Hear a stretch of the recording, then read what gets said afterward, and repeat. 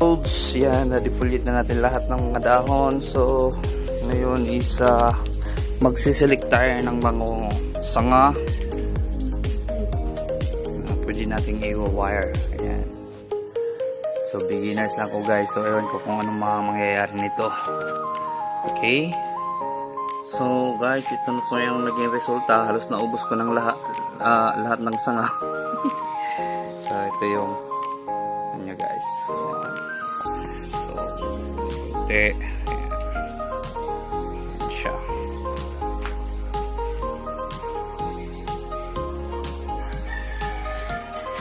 So okay guys, thank you for watching.